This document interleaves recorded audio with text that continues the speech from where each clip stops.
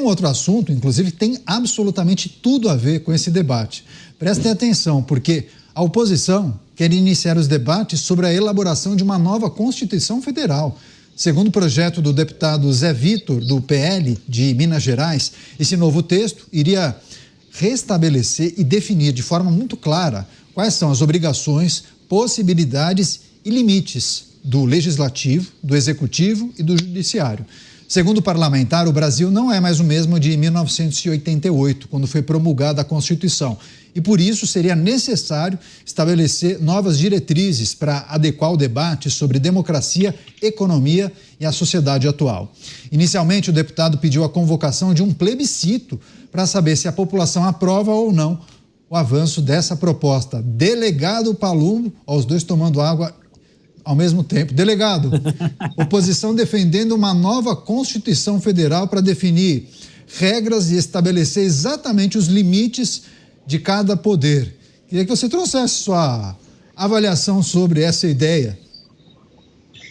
Seria muito bom. Eu acho que já passou bastante tempo da última Constituição, de 1988, mas a gente tem que lembrar o seguinte: toda essa situação que a gente vem passando aqui pelo Brasil é culpa também do Poder Legislativo, deputados e senadores. Nós temos que colocar a culpa em quem tem que ser colocada. Não é possível. Aqui a gente tem medo de pautar, por exemplo, vamos pautar para acabar com as decisões monocráticas. Por que não se pauta isso?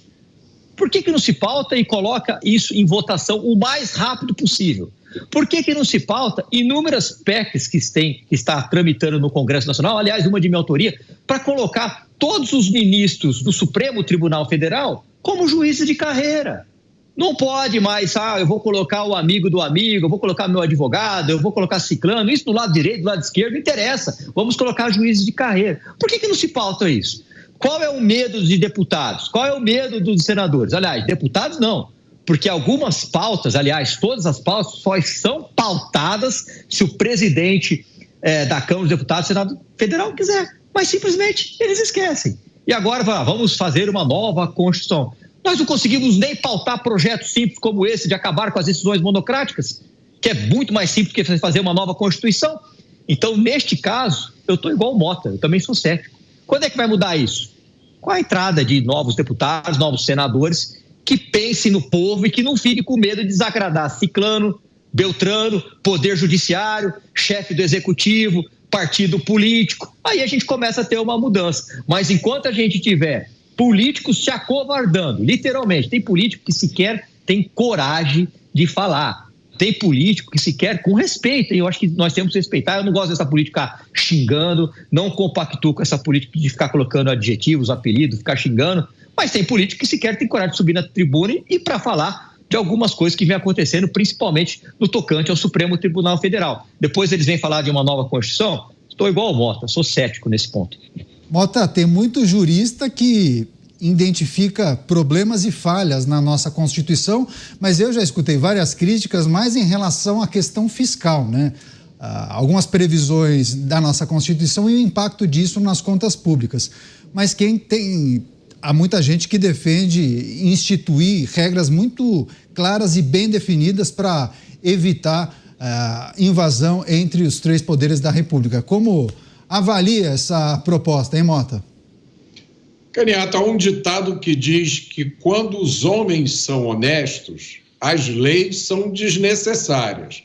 Quando os homens não são honestos, as leis são inúteis. Eu acho que a gente tem que pensar, vamos para a 8ª Constituição, é isso mesmo? Eu acho que o Brasil precisa de uma Constituição melhor. Mas eu não sei se a gente precisa de uma nova. O Dávila está aqui com a gente, é especialista em Constituição. Tem muita gente que fala muito bem da Constituição de 1824, que foi outorgada por Dom Pedro. Muita gente diz que é uma Constituição excelente. Ou quem sabe a gente não pode adotar a Constituição de 1946, muita gente elogia também. Agora, a gente só não pode esquecer de uma coisa: qualquer Constituição vai ser tão boa quanto aqueles que a interpretam. Pois é. Você, Dávila, estou curioso para escutar qual é a percepção do Dávila a respeito desse movimento. uma nova Constituição Federal resolveria os nossos problemas, Dávila? Não resolveria, Canhato, e aí eu estou com Mota. Primeiro, a Constituição norte-americana existe desde 1789.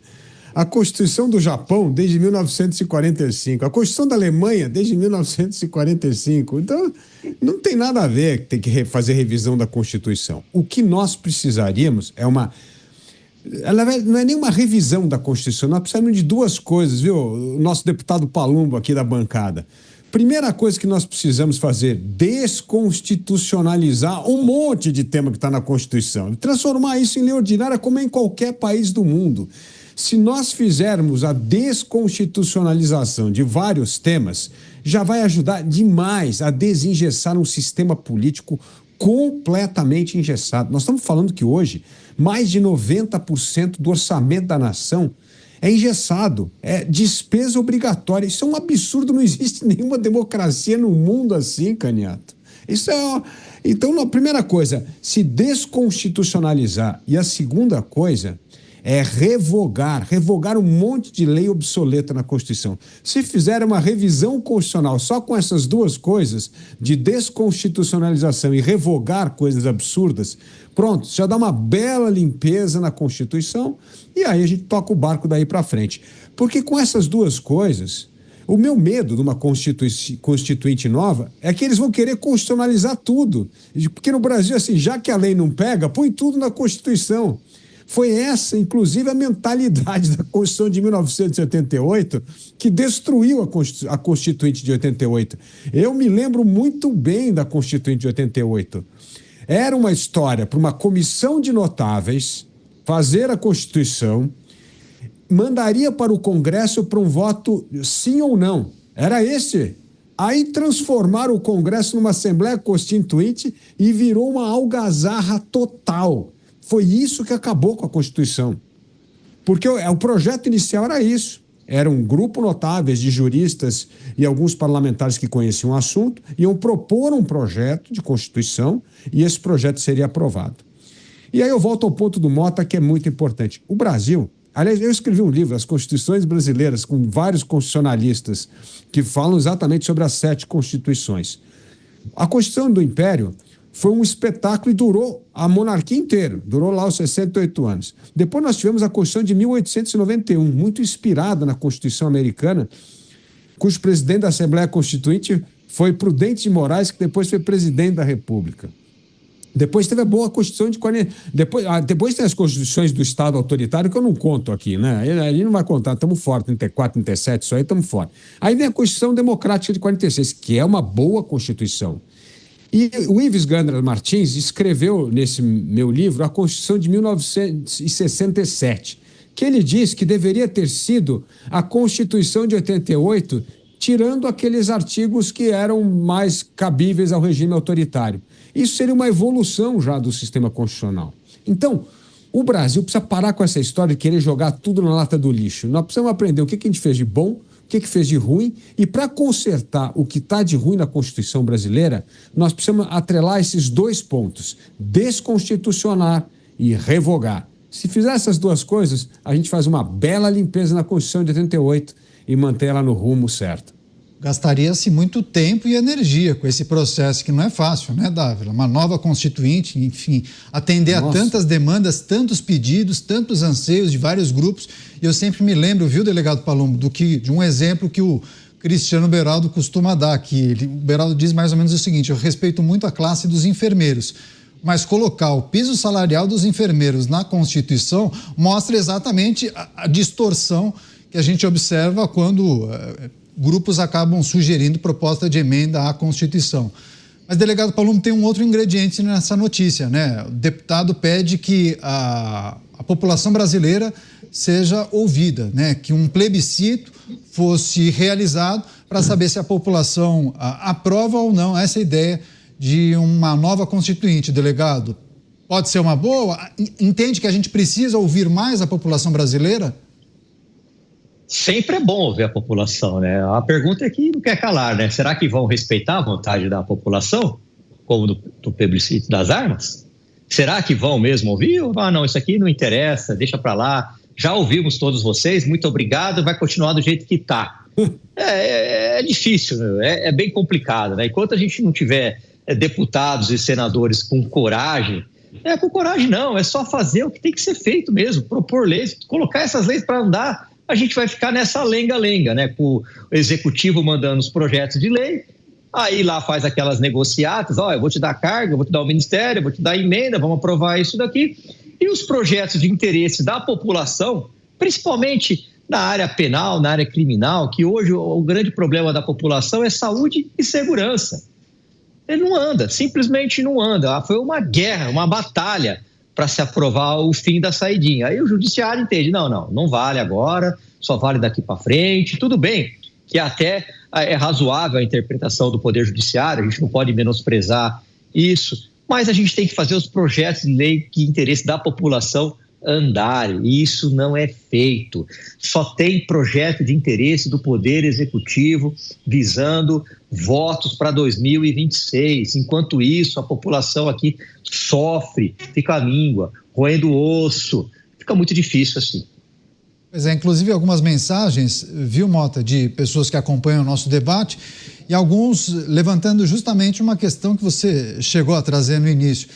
Mas, em linhas gerais, precisaria mudar toda a Constituição para fazer um ajuste no que tange essa suposta interferência entre os poderes, ou essa disparidade de poder entre um e outro, enfim. É preciso também levantar esses aspectos, né? Se é necessário um processo tão dispendioso quanto uma nova Constituinte para fazer um ajuste em relação a essa questão que poderia ser resolvida se tivesse tal processo de contenção entre os poderes da República, né, Mota? Talvez fosse algo mais rápido, mais simples, mais objetivo, bastaria que as pessoas quisessem. Claro, eu acho que aí tem duas questões distintas. Uma é que a República não vem com um manual de funcionamento em lugar nenhum do mundo. Mesmo a Constituição americana, ela dá margem a excessos. E já aconteceram excessos no próprio Estados Unidos. Eu vou dar só um exemplo aqui. Durante a Segunda Guerra Mundial, a Suprema Corte Americana autorizou a internação de descendentes de japoneses em campos de concentração dentro dos Estados Unidos. Tem uma decisão judicial da Suprema Corte autorizando isso. Então, não existe um manual, não há como escrever uma Constituição que impeça os poderes de sair do seu papel. Agora, eu acho que o que nós temos no Brasil hoje já deixa bastante claro qual é o papel de cada um. Eu vou dar um exemplo aqui. Imagina amanhã o delegado Palumbo, deputado federal, resolve mandar um ofício para o Tribunal de Justiça de São Paulo pedindo todos os processos que estão parados lá há mais de 5 anos, porque ele, delegado Palumbo, vai dar as sentenças agora. O que vocês acham que ia acontecer? Algum palpite? Vocês acham que o delegado Palumbo ia conseguir dar? Porque, olha, eu acho que seria uma coisa boa se os processos estão lá parados, o delegado Palumbo é um sujeito preparado, é deputado federal, por que ele não pode dar sentença nos processos e fazer com que a justiça ande mais rápido? Porque não é o papel dele. Revertam a situação, é exatamente o que está acontecendo no Brasil hoje. O Dávila fez uma sinalização concordando com o Mota. Vai lá, Dávila. Concordo totalmente. Aliás, nos países onde a democracia é plena, que não é o nosso caso, o poder das constituições é para limitar o poder do governo e dar mais poder ao cidadão. A Constituição brasileira é o oposto disso. Ela dá todo o poder ao Estado e limita o poder do cidadão. Então, ela, na sua essência, está errada.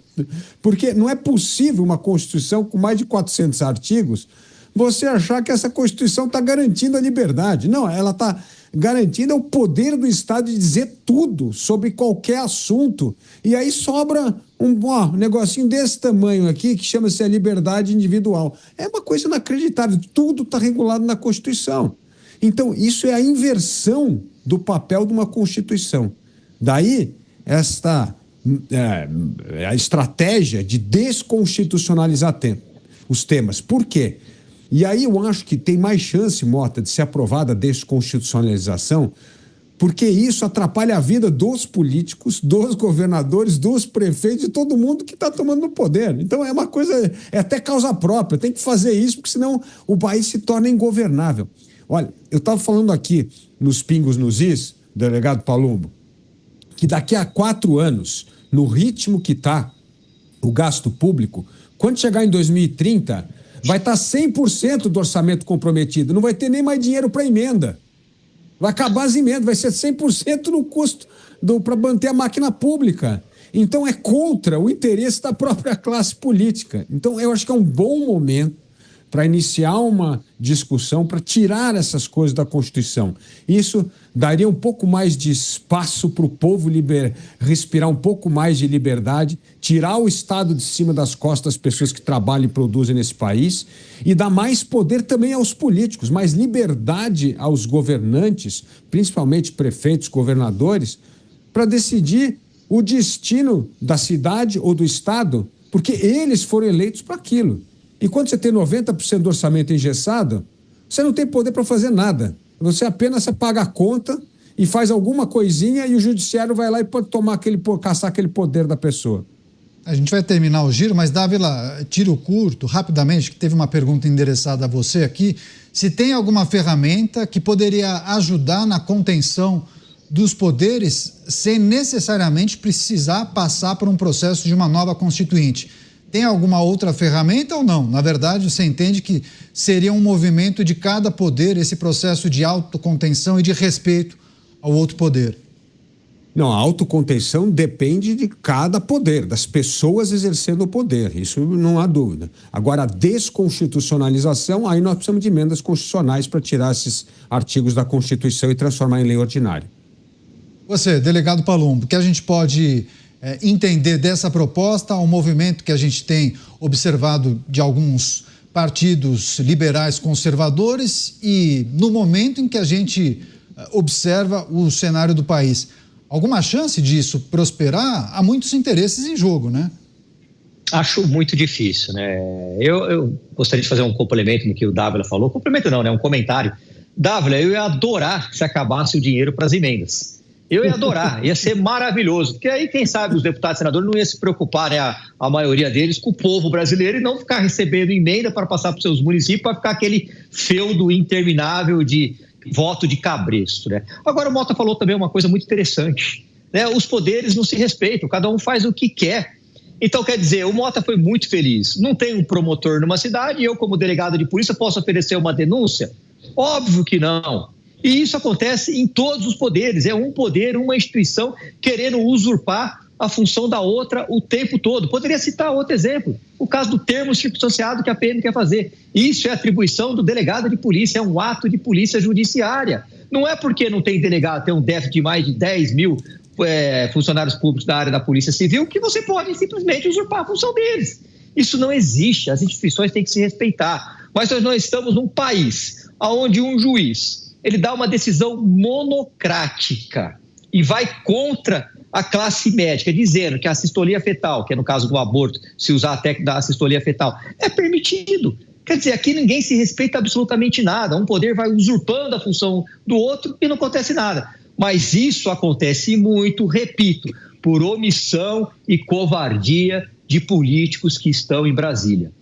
Pois é, no começo do debate, viu, Mota, o delegado Palumbo lembrou de um trecho, uma passagem da Constituição, destacando justamente que os poderes da República são independentes e harmônicos entre si. E aí várias pessoas da nossa audiência questionam qual foi o momento em que isso desandou.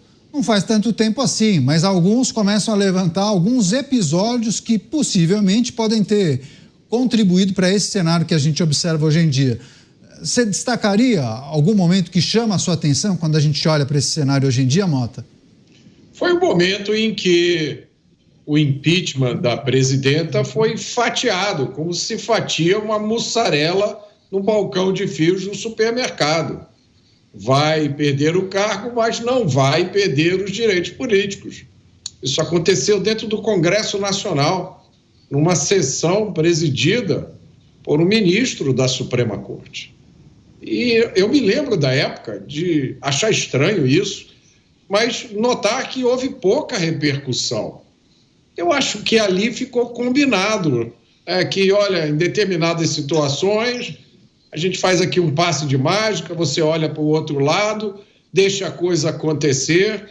Eu acho que se a gente vai ter uma nova Constituição, infelizmente eu acho que é inevitável, novas constituições, eu acho que ao longo da vida os brasileiros ainda vão ver muitas constituições. Se for inevitável mesmo a nova Constituição, talvez valesse a pena criar uma comissão, tipo uma comissão da verdade, com notáveis, para examinar o que aconteceu nos anos recentes aqui no Brasil. Quem sabe fazer uma correçãozinha aqui, outra ali, porque a gente não pode esquecer nunca da teoria dos frutos da árvore envenenada. Uma árvore que tem raízes envenenadas, ela dá frutos envenenados. E no direito, aquele direito legítimo que os grandes juristas, no qual os grandes juristas acreditam e praticam, essa teoria se aplica. Então, se você teve um ato nulo de pleno direito lá atrás, que gerou uma série de outros atos como consequência, esses atos são todos nulos. Pois é, o Mota bem lembrou desse episódio, né, Dávila? O fatiamento do impeachment da ex-presidente Dilma Rousseff, mas também teve gente que lembrou do episódio ou advento do início da transmissão dos julgamentos na Suprema Corte Brasileira, que esse também teria contribuído demais para uma mudança de status, inclusive no comportamento daquela corte. Gostaria de contribuir com mais algum episódio ou mais alguns episódios, Dávila? Esse processo desandou em algum momento em especial ou é um conjunto de coisas? Daria um programa para mencionar todos. Primeiro, eu vou só dar 2 exemplos. É a degeneração das finanças públicas. Lá atrás, no governo Fernando Henrique, em 2002, aprovou-se a Lei da Responsabilidade Fiscal, obrigou os bancos estaduais a serem vendidos, privatizadas as empresas estatais nos estados e aí federalizaram a dívida dos estados. E aí o que acontece? Chega no governo Lula, começa a história que agora não, vamos flexibilizar essa lei. Agora os estados podem tomar dinheiro aí com garantia da União. Bom, aí começa a desandar as finanças públicas. Aí a dívida pública começa a subir. E começamos a ter as crises financeiras do Estado, que combina nessa catástrofe de hoje, que é uma relação dívida-PIB que está matando o país e levando o Brasil até a taxa de juros mais alta do mundo. Depois nós tivemos um episódio que é o mensalão. O mensalão, a culpa foi da oposição. A oposição deveria ter entrado com processo de impeachment, então, naquele tempo, do presidente Lula, que era o presidente da República. E a oposição vacilou, achou que não, deixa ela acontecer tal. Não, ao deixar passar o maior escândalo de corrupção, que era até aquele momento era o mensalão, isso deu carta branca para a corrupção expandir no Brasil. E aí que nós vamos ter mais à frente Petrolão e finalmente Lava Jato. Então isso aí foi um desastre. Terceiro foi a história do fim do colégio de líderes, lá como eu já mencionei na eleição de Severino Cavalcante, que destruiu esse poder do colegiado e concentrou muito poder nas mãos do presidente da Câmara e do Senado. Então, foram vários atos. Você não destrói uma democracia com um único ato. São vários atos que vão degenerando as instituições. E é isso que vem acontecendo no Brasil. Então, eu entendo que ou nós temos uma revisão dessas questões importantes, ou nós vamos continuar tratando essa história com uma ausência de consciência histórica, quais foram os pecados do passado. Se você não entende quais são os pecados do passado, como é que a gente vai consertar daqui para frente? Eu acho que esse é o grande problema do Brasil. Olha só, a gente vai continuar monitorando essa situação e esse movimento de parlamentares que querem uma nova Constituição Federal.